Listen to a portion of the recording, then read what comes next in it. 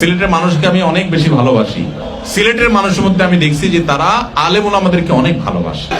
আলেম বেশি, ওলামা একরাম বেশি। এজন্য সবগুলো মেয়ে বোরকা পরে স্কুলে যায়, কলেজে যায়। শুধু বোরকাই না, আবার প্রত্যেকের হাতে ছাতি। আলহামদুলিল্লাহ, মদিনার সমাজ।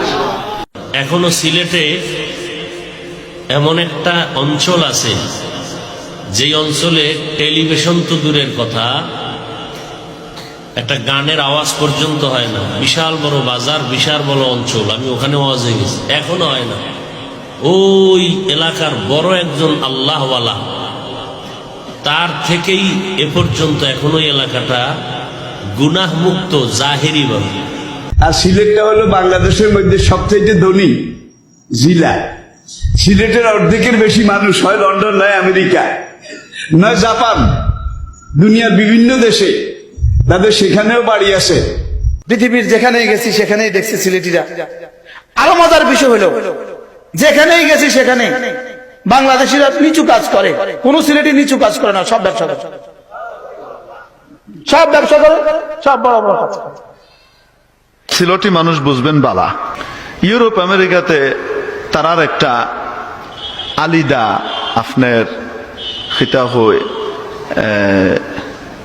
সংস্কৃতি আছে, কালচার আছে। সিলেটের মানুষ খুব মিশুক হয়, খুব ভালোবাসার মানুষ হয়।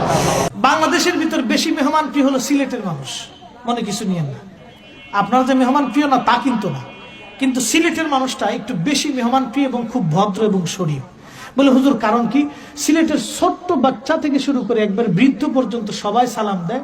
আলেমদেরকে দেখলে বলে সাব বউকা, এবং মুরব্বীদেরকে বললে বলে সাব বউকা। কারণ সিলেটের জমিন ওলি আল্লাহর জমিন, সিলেটের জমিন বেলায়েতের জমিন, সিলেটের জমিন 360 ওলিয়ার জমিন। এটার সঙ্গে বেয়াদবি করা যাবে না। সিলেটে এসে বাড়াবাড়ির কোনো সুযোগ নাই, কারণ সিলেটের মানুষ সব শিক্ষিত মানুষ।